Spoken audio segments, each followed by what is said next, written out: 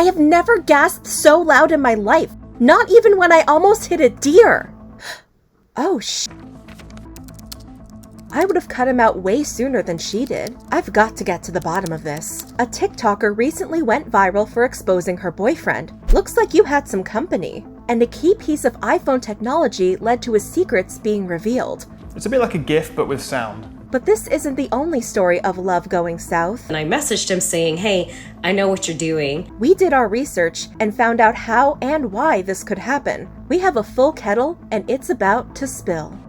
Before I get into the tea, I just want to put out a disclaimer. Please do not send any hate to Serena Kerrigan, SJ, or anyone else mentioned in this story. This video is simply meant to report on the news and give some insight on the situation.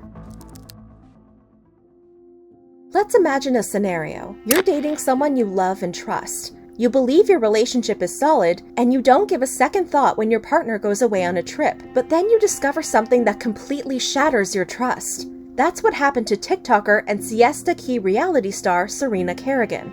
On May 8th, Serena posted a TikTok with the caption, "When the guy you're dating says he misses you, but then you click the live photo." In the video, Serena showed a still image of a neatly made bed, but then a short video clip played that showed an unidentified woman falling back on the bed with a smile on her face. Here's the thing. The guy Serena was dating likely didn't intend for Serena to see the clip of the woman falling on the bed, but a feature standard on iPhones ended up snitching on him anyways. For context, a live photo is when your iPhone records a short video for 1.5 seconds before and after you take a photo. So, when you take a live photo, you can see what was happening right before and right after you took the picture, like a woman falling on your freshly made bed, for instance. Tom Honeyans from Trusted Reviews explains how it works.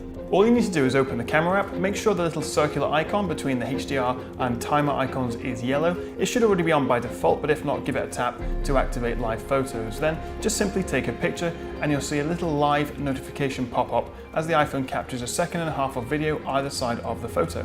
Then when you've taken the picture, go into the Photos app and just tap or 3D touch the photo to watch the 3-second video around it.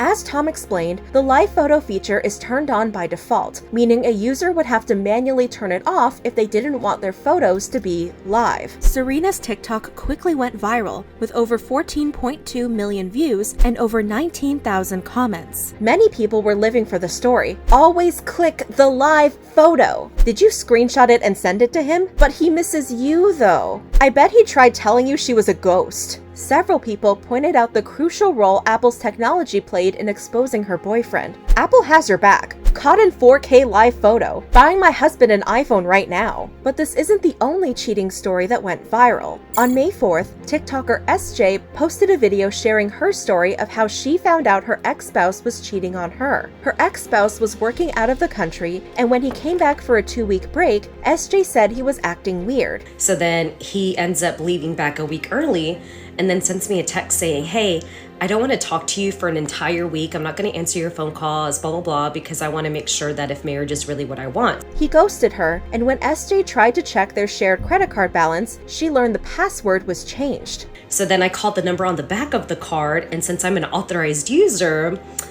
they told me the recent charges, which were hotels, bars, restaurants. So then I messaged him saying, hey, I know what you're doing.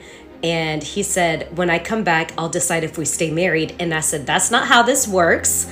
We're getting a divorce. In a comment, SJ updated everyone on what happened afterwards. This was 3 years ago, and I decided to be single, focus on me and my son. He married the mistress. Many people shared their own stories of finding out their partners cheated on them. Mine told me about his friend, who was a girl, was coming home on leave with him. We had a 2-year-old. Absolutely not. I blindsided him with divorce papers. Mine started coming home super late after work, started ignoring my calls. 5 months passed. He came home with a mark on his neck. I said bye. Found messages on our social media inbox. It'd been going on for a year. Mine was staying late every day after work to exercise. Got off work 7 a.m. and came home 5 p.m. 8 hours exercises and still chubby. Found her bank statement with her and the lad's name who went on holiday with. My ex ghosted me for 2 weeks. Came back saying he was teaching me a lesson. Door locks were changed. Another woman left him a voicemail saying you haven't come to see us for a month. He had a child with someone else. Never knew until that moment. 18 and a half years of marriage and first time ever I went through his phone. Everything was there in black and white. Her mom told me. And the mom even told me that I deserve someone better. So, what's the big issue? Why people choose to cheat, even when they know it's wrong? Whether or not you have experienced cheating yourself, your first instinct is probably to assume people who cheat simply desire sex. But that's not always the case. A study from the Journal of Sex and Marital Therapy outlines 8 key motivations that cause people to cheat, and most of them don't involve sex. They are anger. My primary partner had been unfaithful to me. Before my affair, my primary partner and I got into an argument, which led me to seek revenge. Esteem. I wanted to feel better about myself. I wanted to assert my independence and autonomy. Lack of love. I was not sure if I really loved my primary partner. I was not sure if my primary partner was the right person for me. Low commitment. I was not very committed to my primary partner. Even though we were seeing each other, we were not technically in a relationship publicly. Need for variety. I wanted a greater variety of partners. Neglect. I felt neglected by my primary partner. My primary partner was emotionally distant. Desire. My primary partner had lost interest in. My primary partner refused to perform certain acts during that I normally enjoy. Situation. I was drunk, intoxicated, and I was not thinking clearly. I was overwhelmed at the time due to external stressors, examples, school, work, family issues, and was not thinking clearly. As we can see, sex is not a main goal for most of these motivations. Cheating often isn't as simple as wanting sex and finding it outside of a relationship. Dr. Gary W. Lewandowski Jr. explains, in particular, there appear to be 2 main motivators for cheating, the situation and a broken relationship, i.e. lack of love, with the latter leading to more serious affairs. While we can use these findings to identify warning signs in our own relationship, there's a better way. These findings show the importance of strengthening our relationship's emotional connection. Not only will that negate a major motivation for infidelity, but also help us have a more satisfying and committed relationship. But why cheat on your partner, causing immense amounts of pain and anguish, when you can simply break up, opening both partners up for more fulfilling relationships? Sometimes it's just not that simple. Sex therapist Vanessa Marin says, people who cheat, they're not terrible, evil, horrible people. There are plenty of really great, wonderful people who cheat as well. People do bad things. That doesn't make them bad people.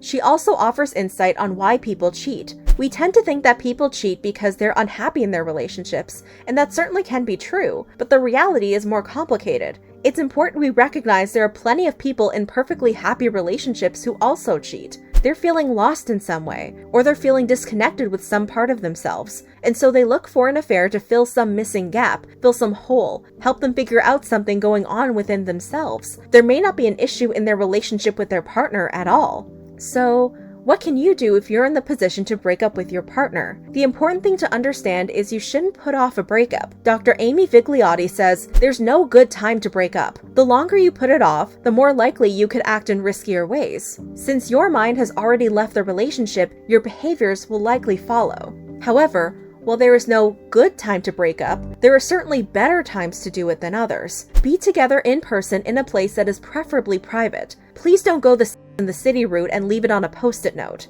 Be considerate of important events in your SO's life. Perhaps don't break up with your SO the hour before a job interview or important meeting. When you do set aside the time, describe your intention for the conversation up front. Example, I want to talk to you about our relationship. I think it is time for us to separate. Be prepared for all kinds of reactions. Loss hits others in unique ways. When you do break up, don't rush your own healing process. When a relationship ends, it is normal to feel lonely and doubtful. Separation from loved ones commonly leads to grief reactions. Many people confuse these emotional states with a sign that they have made the wrong decision, and many people will then rekindle unsatisfactory relationships out of loneliness and uncertainty. Don't be fooled by this. As a part of your healing, you will experience all sorts of negative emotions. If you have experienced cheating in a relationship, Vanessa Marin recommends seeing a therapist. You're going to be devastated when it happens, and that's okay. You have to allow yourself to have those feelings and those reactions because they make sense. But at some point, you also have to recognize that it's much more about your partner than it is about you. And if you have cheated, Vanessa Marin says it's important to remember you aren't automatically a terrible person.